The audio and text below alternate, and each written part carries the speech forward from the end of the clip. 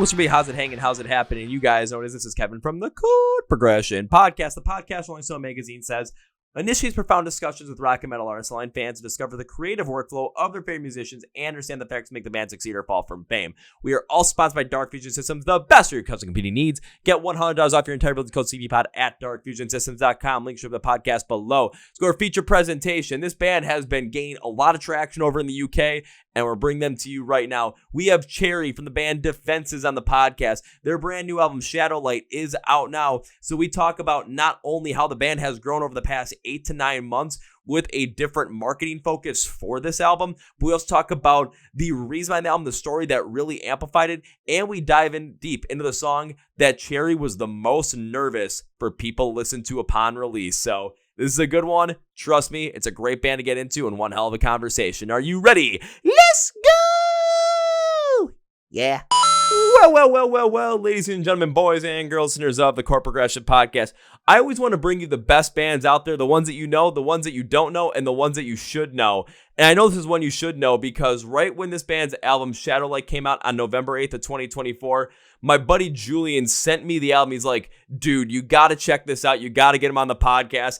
I just laughed and sent him a screenshot of this interview that we already had set up ready to roll. So you know that I'm right on top of it as well. Bringing an alternative metal style that goes so far beyond just that designation. They bring in so many different ideas from rock, metal, all over the place on the brand new album, again, Shadowlight, which came out on November 8th, all the way from the UK. Please welcome Cherry from Defenses to the podcast. So Cherry, welcome to the Chord Progression Podcast. Hey, thank you so much for having me. Thank you for being on today. How is everything going in your world as of right now? I know we're recording this in November after the album has come out. So how you feeling right now? I am feeling good. I'm feeling really good. It's been so much fun putting this album out. Like everything about the process has been amazing. And yeah, it's been really cool seeing people's reactions to all of the songs. And I'm so glad people finally have the whole album and can listen to it in its entirety and, go on the whole journey. And yeah, it's been crazy. It's been absolutely incredible, the response that we've had and all the support that we've had. So yeah, it's been great. I mean, you're smiling right now, so I know that you're definitely speaking from the heart. You're definitely happy with what you've been seeing. Of course, the album's been out at this point in time when we're recording this for about a little over a week at this point. So almost 2 weeks, actually. So as the initial reactions came in, what do you see from the reactions from fans, from people that didn't know the band beforehand? And how did that just make you feel overall? I just want to get some more specifics around what this overall reaction from the fans was like upon album release. It's been pretty surreal, to be honest, because yeah, it's been like basically everything I could have imagined and hoped for and wanted. All of our fans and our kind of Defenses family who already loved our music and have kind of been with us for a while, they were all just kind of blown away, by the kind of change in direction and the new kind of visuals and just the whole kind of package that we put together and the songs and the meaning behind them. And yeah, they just loved it. And that was really lovely to see how they were connecting with it. And then it was also really cool to see how many people who had, as you say, never heard of us before, kind of have discovered us over the last 7-8 months. And yeah, I'm seeing a lot of, how have I never heard of this band before? You guys are on my, top, bands for the year kind of thing. And that's just been incredible as well, because, that's the dream, right? That, you find more people that are connecting with your music and love what you do. Well, the best part about that, too, is with a lot of people discovering the band over the last 8 to 9 months, you're going to see a lot of that positivity even come forward to once December hits, because people are going to start posting their Spotify Wrapped, and they're going to see Defenses I was thinking about that literally today. Yeah, you're going to see Defenses, their top artists. They're going to be posting about it, tagging it. And I've got a feeling that especially on Instagram, whether it's your own personal page or whether it's the band page as well, the amount of tag stories of top band in the top 5 is just going to be going nuts. It's going to be like a minute just to constantly go like this to have to tap through them all. Yeah, and that's been something that's been really cool to see grow over the years, because it has been. We've been really, really fortunate that with every release we've done and, every year that kind of goes by, those kind of wrapped stats have been growing, and I am really really stoked to see what it is this year and how many people are tagging us this year, because yeah, I think it's going to be really exciting. Oh, it's going to be interesting to see what happens. Even going into the past 8 to 9 months, when you've seen a lot more people get into the band and notice the band and have those questions of how have I never heard them before. What have you been noticing over the last 8 to 9 months that has really been working for Defenses to get not only in front of more fans, but also get in front of plenty of new fans that may have never heard of you before in the past? Yeah, so I mean, this is an awkward question, or not awkward answer for me anyway, because the answer is me. Um, we basically, we kind of put me at the forefront of this release with the visual aspects. I had the whole idea of this kind of shadow version of myself, Mhm. and we created a whole character and persona out of that. And it's the artwork, it's the focus of all like the music videos, and the whole kind of meaning behind the album kind of stemmed from an idea that I had based on a journey that I was and am still going on, basically. Um, and yeah, we kind of rejigged the lineup a little bit so that I was kind of more front and center, and we kind of lent into the that side of things. And yeah, that seems to have really kind of worked in that regard. People seem to be interested, to at least know more about us, and they're obviously loving what they're hearing. So yeah. I can understand why that would be an awkward answer, because at the same time, it's like I don't want to like outshine the rest of the contributions of the band up to this point, because it is a band effort to create an album like this. But if you think about it from other bands throughout the history of time, there have been moments where other members have been put to the forefront because of some sort of like they're amplifying certain characteristics, like they're building the character around whatever story you're presenting. You're building the overall presentation arc around that person's aura, around that person's being. So when people see it, maybe they connect with it more than other people. I mean, there's plenty of bands that you can go throughout time. Think about Black Sabbath. It's like connecting with Ozzy Osbourne, and then all of a sudden he left, connecting with Ronnie James Dio. So you're still putting the focus in on certain members of the band in the marketing aspect of it. But sometimes that's just what fans need and people need in order to be drawn into the band further and check out their music. The music could be just as good as anything else, but people aren't going to check it out if it's going to be, the marketing is going to be like a red square and then that's it. It's like, well, what's the connection there? If you're building a whole entire story, you're building a whole entire like marketing arc around this album, presented around you, especially when it's around a story and a character that you've gone through, that you're working through, and that you kind of created as an avatar for people to connect to. Now that makes a lot of sense, and it's just visually something that can be striking for people to get into, recognize themselves in that character, and then want to check out the music even more because there is that innate emotional connection just to that imagery. Exactly. That's exactly it. You completely get it. Thank you. And it's not to say like we didn't have that, we didn't have growth and we didn't get that connection with people before this album, because obviously we have. We've built an incredible fan base over the 10 years of being a band and releasing music. But yeah, it does kind of feel different this time because of the decision that we made to do exactly that. So yeah. Yeah, and even when you think about it from a different perspective, just any business perspective, we've seen this on YouTube like crazy. The amount of money people have put in, the amount of money companies have put in to putting out all those pre-roll ads. So it gets exposed like crazy, and people might want to jump into it. But then the key is the product actually worth what it is? It's like those ads for like the fake like mobile game apps where it's like, oh, that game looks kind of cool. You download, it's a completely different game, and it just doesn't work out that way. So you're like, no, I don't want this. So the marketing is there. The like eye-catching or ear-catching ability is there, but then the substance is not there. And it seemed like beforehand, it was the substance had always been there for Defenses with your music, but maybe when it came to the marketing side of things, it just wasn't hitting as many people. But now having them connect to you, having them connect to the story, to the character through that marketing, it's helped people really get to that connection point. They want to jump into the music if they haven't yet. And then when they get into the music, the substance is even greater than what the marketing was. So people are fully into it. And that's where you get the, why have I never heard this band before? And why am I just becoming a fan of them now? Yes.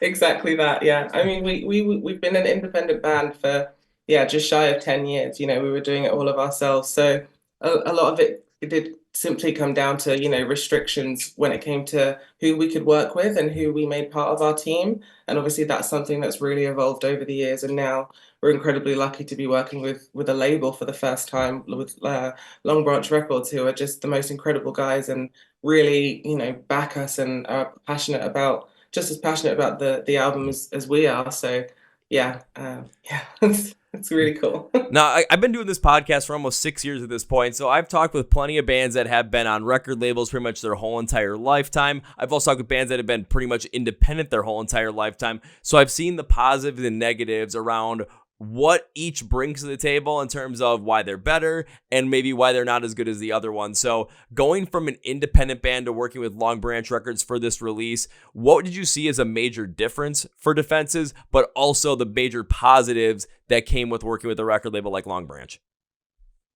The major difference would honestly just be because they requested certain things. We were kind of pushed to do things that we might not have done before. And what I mean by that is creating a whole bunch of content.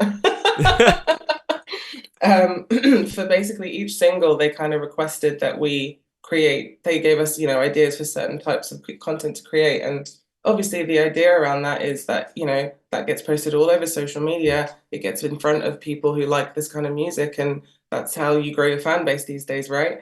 And that's something that we did a little bit in previous releases, but never to a great extent. And obviously that's become such an important part of the music industry now, is having a good kind of online presence and social presence. So we really put a lot of energy into that, and I think that made a massive difference. And what was the other part? Sorry. I don't know. I think you pretty much answered it, because it was like, that's the major difference, but that's also the major positive too, because you're using their resources, using their knowledge to help, what we said, get that story out, get that imagery out, and get that connection piece out to so many people so that they wanted to check out the band and then saw the substance behind the music and then were hooked from there and then. And when you're an independent band, you're not going to have as many people be able to maybe give you some of those ideas or help out with certain things. Beyond that, too, they also maybe have given you that little bit of a push when beforehand it's like, do we have to put all this content? Because at some point it feels like instead of being a musician, it's like you're a marketing expert or you're a marketing manager. The memes circulate the group chat often. The amount of times I've heard people talk about just how much they like understand the purpose behind making all that content, but despise it because it's like you're just making random pieces of content without really putting as much heart into it as you would your music. It just always stands out to me. It's like it feels like you're taking away sometimes the creativity if you're not as fully into it. I had this conversation with Lauren Babick from Red Handed Denial about I love her. May of 2024, and she's like, if we have to do something, I want to figure out like how we can make this work for me. I just don't want to go out there and like do the classic react to these like pop punk or emo songs and then just not enjoy any of it and just feel like I'm just throwing stuff out there just to throw stuff out there. Yeah, exactly. And we've been quite good with how we've gone about it, because it has all been very specific and related to each single, each song, and really kind of painted a visual picture to go alongside the songs. So I think it's worked out well in loads of ways. It's helped kind of develop and broaden the whole release in a way, as well as obviously helping to get it in front of new fans. Well, even beyond just what you said too, when it comes to creating the content to make sure that it like all relates back to whatever single you were working on or whatever single was being released at the time, it sounds like instead of creating content for the sake of just trying to get people to notice the band, as you were making content as a way to supplement the song or supplement the album as a whole, so that everything was still being derived from that creative standpoint of the album, but it had a much more focused approach to when you were making this stuff and putting it out there. People were going to check it out, but then their innate reaction was going to be go check out the music instead of, oh, this is funny, I'm going to hit the follow button, or this is interesting, I'm going to hit the follow button and then swipe up to the next thing. To someone, yeah. Yeah, exactly. Yeah, you prevented doom scrolling for these people for the best way possible. So, well done. One thing I'm curious about with this album too is because you mentioned, it was built off of a story and a journey that you have been going through. What was that story and that journey that you were really taking a lot of inspiration from when creating Shadowlight? So it kind of came at a time in my life where I was going through a pretty low period, and it was also during a time where I had suddenly found myself with a lot of time to sit and reflect.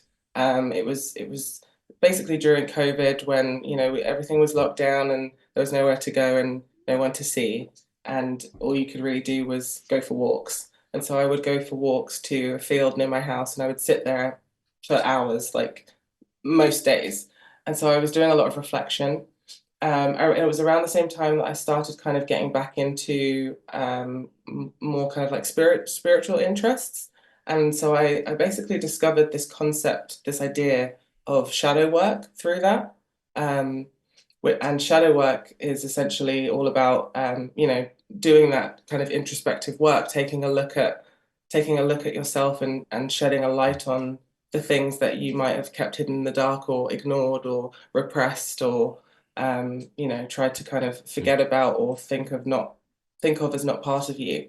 Really kind of focus on those and learn to kind of accept them and see them as building blocks to the person that you are, and how that can shape your entire life. And yeah, so I was kind of experiencing and discovering and going through all of that around the time we started writing for the album.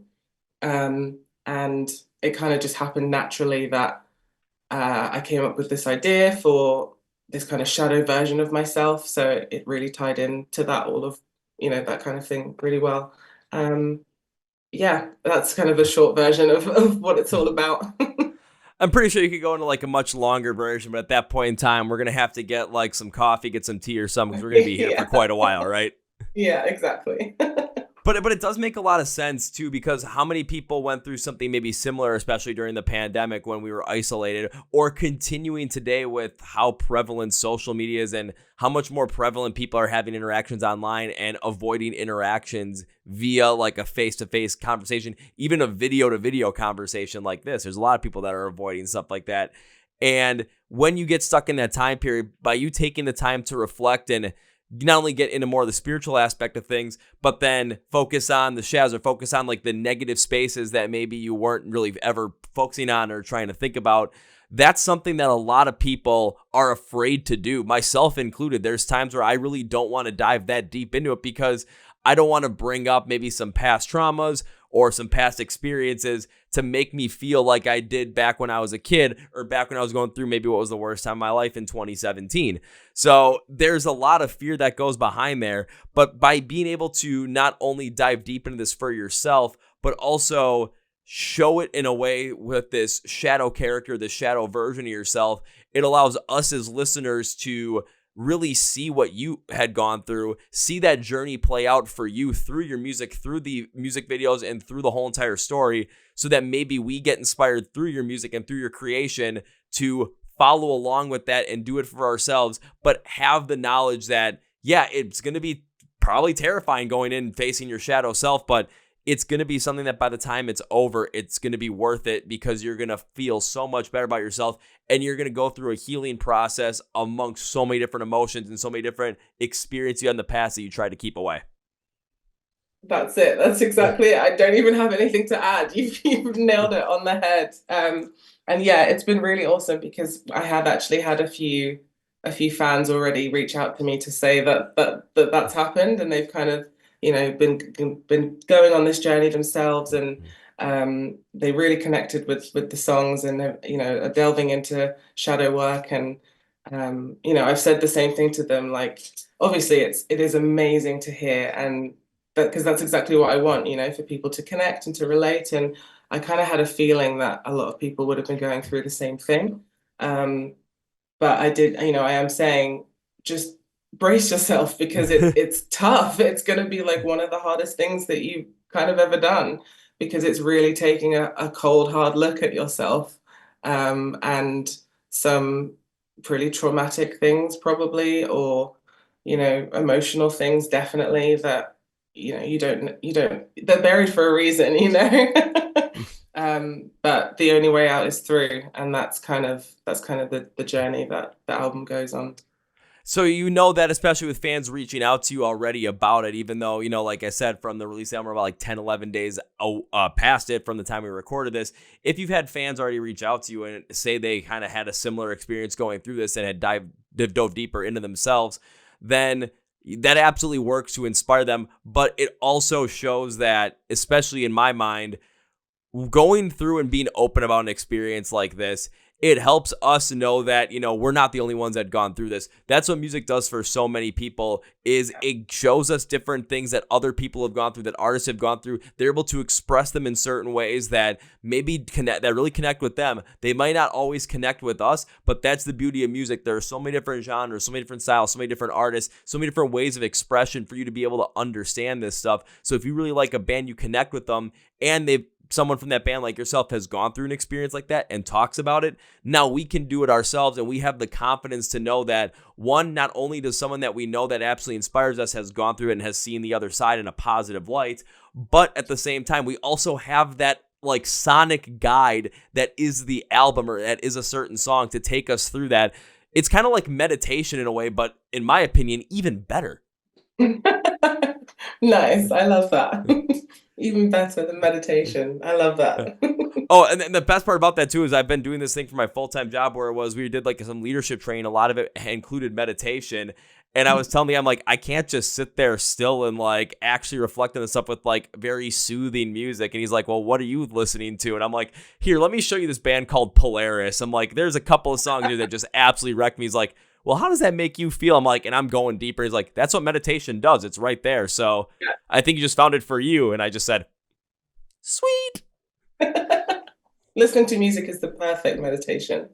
Yeah. It is. It opens you up in so many different ways, because as I always look at it, is music is able to help you express something that you cannot really express in words, or gives a tangible explanation to an intangible thought. So it's like, if you have something you're trying to feel, it's like, I don't know how to explain this. There's probably a song that you can play that is going to hit you emotionally and remind you of that emotion. So when you play it for someone else, it's going to hit them in the exact same manner, but they're going to use their past experiences to relate to it. And then now you're connecting a whole different level, and they understand what you felt at a given point in time. And isn't that just so beautiful? Isn't that like one of the most beautiful things?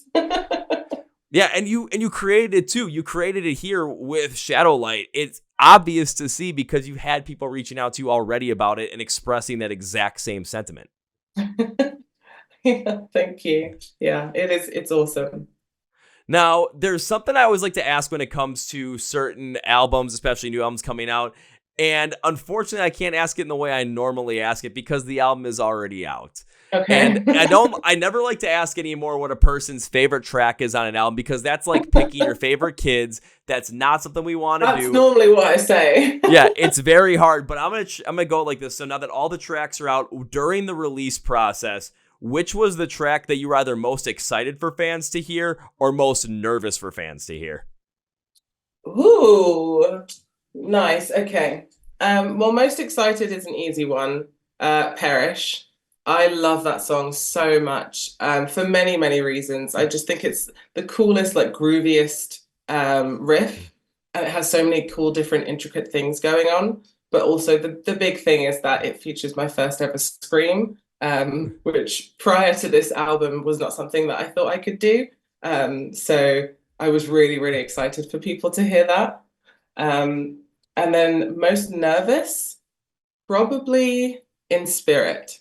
Because it's very different to all of the other songs on the album, and pretty much any other song that we've ever done. It's really soft and light, and it kind of uses my voice in a way that I've always really liked doing, but haven't done an awful lot in the band. And yeah, I was kind of nervous for people's reaction to that, because it's quite different for us to do a song like that. In Spirit was definitely the most probably different one on the album too, so I can easily see that as you potentially feeling like it was your most nervous.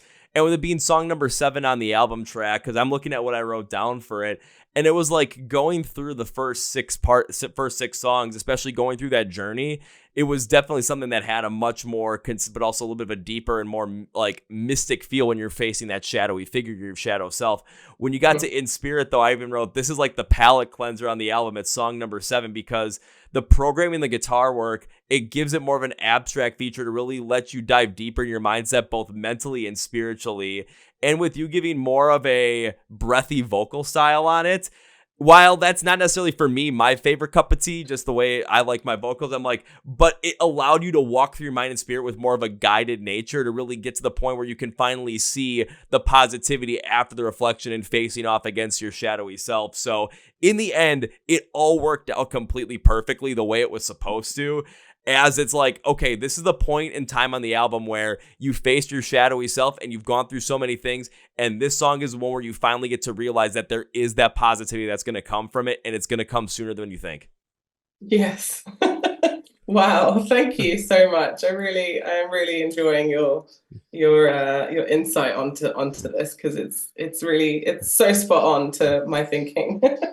Hey, when I was going to go through this album, I wasn't going to go through it like half-assed. It's like, if there's going to be an artist that's going to come on the podcast, if there's a new song or there's a new album, I'm going to go as deep as I possibly can into it. And wherever I come up with is wherever I come up with it. And typically, there's a lot of times where it's like I can really hone in on especially where the song is going. Just again, I've done this for almost 6 years at this point. So when I got to that one, it was like, I felt there was definitely over the overall story, the mood shifts. But the mood shifts to a way where you see that positivity for the first time after facing off against your shadow self. And by the time you get to the end of the album, it's like now that it's like the sound kind of comes back to where you expect it to come back to with Defenses. But you don't have that like weird mystic aura around there, that weird darkness around there when you face off against yourself. Now it's that light is brought to it. So you're going through the rest of your day and through the rest of the week after listening to this album, facing off against that shadow self, but also knowing that the positivity, you can't get past it. Even if it's just getting through the entire album, just to face off against one little aspect of your shadow self, you will have accomplished that in about 40 minutes. And you can take that positivity and roll it through the rest of your day, the rest of your week, month, year, rest of your life, even if it takes you that far. I love it. I love that. And I hope people do. I hope people keep listening to it for as long as they need for it to help them get through that journey. Well, they should, and especially the ones that already reach out to you, they're going to. And for a lot of other people, they're going to continue to discover the band. They might not discover the band as heavily as that in the quickest of ways, but that's the beauty about the album being out right now and having all the ideas around there, all the conversation around it. People can look at comments, people can look at what other posts about people are making about it and pick up on certain ideas and get a feeling of, maybe I want to go check that out. That's how I became a huge We Came as Romans fan, because I love the name.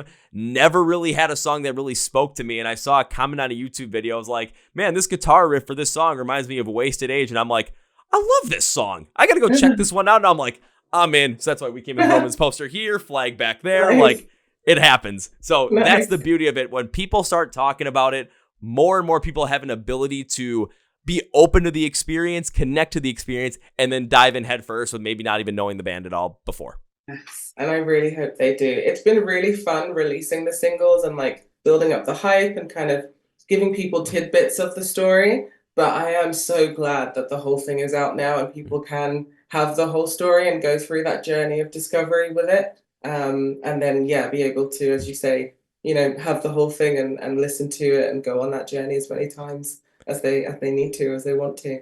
Sometimes you only need to go on it once, and sometimes you need to go on it many times. But even if you need to go on it once, then you just go back to the album and you remember that journey again and again, and it helps inspire you to do so many other things in life beyond just getting through that one part. I mean, that's why we listen to our favorite songs over and over and over again, because they've gotten us through the worst of times. Exactly. So just because I brought that up, I just want to also ask this. Were there any songs, just like not the ones that you've written, but like songs that you've listened to that you really connect with, that you've listened to over and over again because they've helped you get through those tough times and you still listen to them even though you're past those times, but it still makes you feel good? Ooh.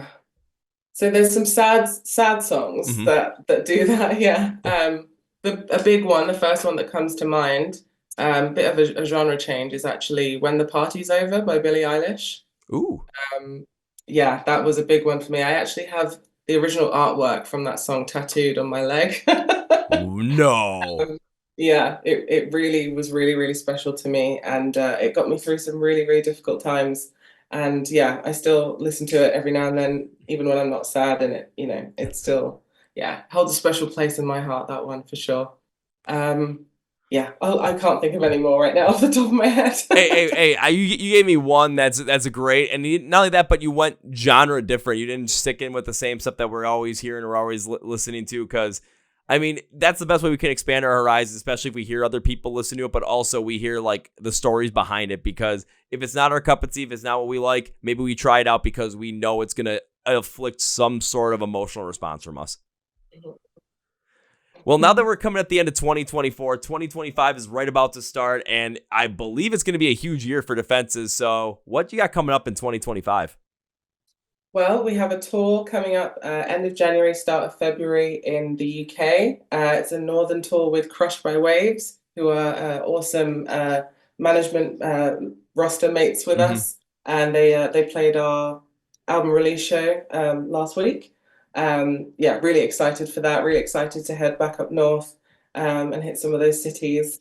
And we are going to try and release a few new songs next year. I can't say too much because it's all still very much work in Mm-hmm. progress, but there will be new music for sure. Other than that, we are just going to try and get out there and play as many shows as possible, and tour the album, play it as much as we can. Essentially, we love playing shows, so yeah, that's the focus for 2025. The focus is getting on the road and playing shows for as many people as possible. But now I got to ask the question I usually ask at this point in time. I've got a feeling I already know what the answer is, but one can hope. So, is the U.S. in your plans for 2025? I can't say. I would love for us to come over. We do get asked a lot. We have a lot of fans over there, and we would love to play anywhere in the US. But yeah, the opportunity hasn't fallen in our lap just yet. But we will try to as soon as we can. Can't say for sure it'll be next year, but as soon as we can, we're definitely coming. So maybe not next year, maybe more likely 2026, but the better way to put it would be just soon. At least we hope. Soon. The elusive soon Yeah. that musicians love to use. Yeah, just the elusive soon. So people are like, soon? What does that mean? Soon? I don't know anymore. Yeah, it's so funny I get to do that now. Yeah, you get to do that now. And for all the fans that are out there, if you, especially us here in the U.S., if you want to see defenses come over to the U.S., one of the best things you can do is just keep listening to them. But also, if they post on something like, hey, where you want to see us next, just respond with where you want to see them in the U.S. or just say you want to see them in the U.S. because that gets looked at, that gets viewed, and the more they're brought up, the more they're consistently mentioned in that, the more likely it's going to happen because people are going to know that there's a market for them here, that people want to see them as they continue to grow. So do it. Do it. Well, Cherry, I got one more question before we wrap this up. Are you ready for it? I'm ready. I asked this question to almost every single artist I've had in the podcast for over the past year. It is a way for not only me and the rest of the fans to get into more new music, but for us to learn about the music that you love, that you would love to see more people listen to and get into. So I'm going to ask you for 3 of these. Can you name me 3 bands or artists that you love that you would love to see more people get into right now? Oh God, you put me on the spot. Okay. Don't worry, I do this to everybody now, so you're not the only one that says, "Oh my God, you put me on the spot." Or the amount of times people are like, "Let me pull up my phone and look at what I've been listening on Spotify." I was literally happens like, okay, all the time. Can I get Spotify up? And I was like, no, I can't do this. Okay, well, the first one that comes to mind is a band called Lake Malice. They are absolutely incredible, really, really cool. I don't even know what genre I would class them as. It's just, yeah, it's really cool alternative metalcore. Definitely check those guys out. Alice, the vocalist, has an incredible, incredible scream and a beautiful singing voice. And yeah, awesome instrumentation. So definitely check out Lake Malice. God, 3. Okay. I'm going to mix it up a little bit and go with an alternative indie artist in the UK called Spider.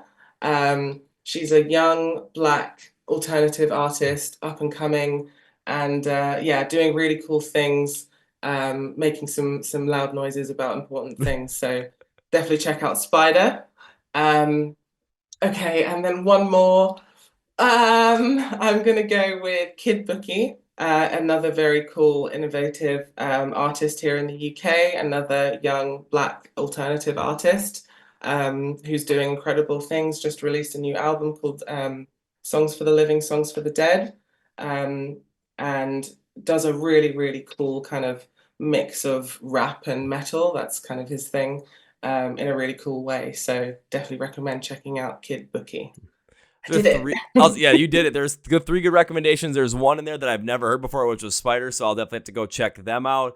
Otherwise, with Like Malice and Kid Bookie, I've heard of them before. I did not know that Kid Bookie came out with a new record recently, so that's another one we're going to have to add to the list to go check out, maybe right after this. Nice.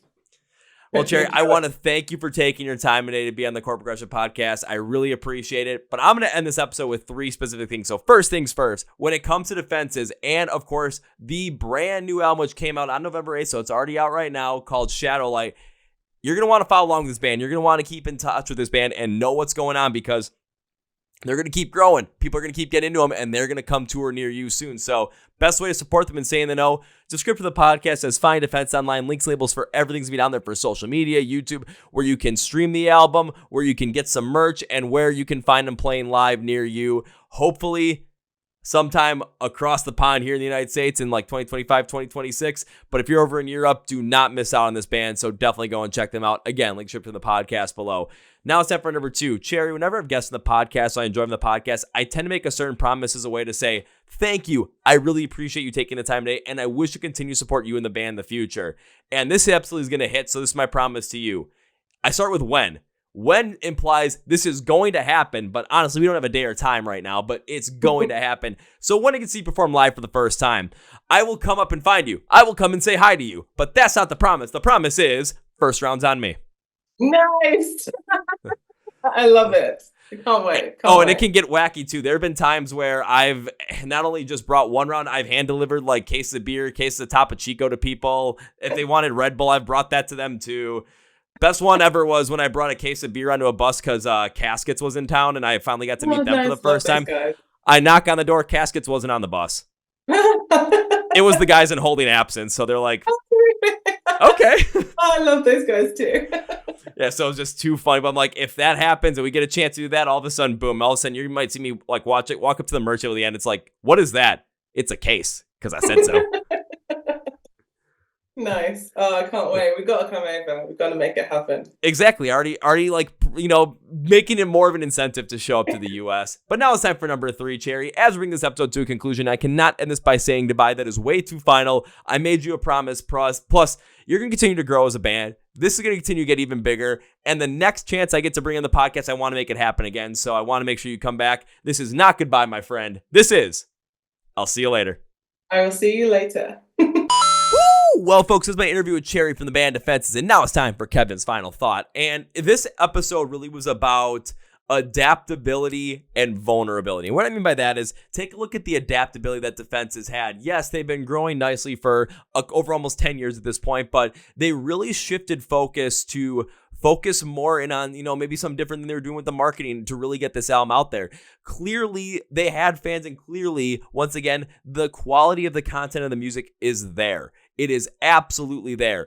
But I can't believe I compared them to one of those mobile games that, you see the ads for that look cool and you download, and it's not even that game at all. But they were the exact opposite of it. It was the substance was there, but you never saw them, versus you see ads for this cool thing all the time, then you click on it, and then there's just nothing there. This band, they finally figured out, they're going to redo the marketing for it, re-put everything out there for Shadowlight in a different light, on a different focus, and it absolutely hit with fans, and it showed that the vulnerability behind the album was absolutely worth it. Seeing what Cherry and the rest of the band were able to do on this album with this idea of Shadowlight and facing off against your shadow self, and really opening up that journey of self-reflection to the point where by the time you get to the end of the album, you've gone through at least a period of self-reflection, focused and putting light on some of those shadows, and expanding further onto what you need to do to not only heal, but also better yourself for the long run. It absolutely hits. It absolutely smacks. It is absolutely there. I'm incredibly happy to have had this conversation with Cherry, and I cannot believe that, this album's already out there and that you might not know about them already. So If you just found about them today, please listen to Shadowlight right now. Go subscribe to the podcast, which says Find Defenses Online, link symbols for everything, for social media, where you can stream the album, where you can find tickets for their shows, and where, of course, you can go and get some merch. Please also go to the description of the podcast below to find our links for Facebook, Twitter, and Instagram. Follow the Chord Progression Podcast on all those pages. Be sure to hit subscribe on the YouTube channel right down here. Also, hit the follow button on Spotify and Apple Podcasts. Hit the like button on these episodes to help push in the algorithm, get more people to know about the podcast, and go more about the great bands that are coming to the podcast, whether the biggest bands out there or the ones that you should be knowing coming into the future. Thank you, Cherry. And that's going to be for everybody. Thank you for watching, listening to the Chord Progression Podcast. My name is Kevin, and you guys know how I end every single one. He's up to the big, healthy, and hearty. See ya! Yeah.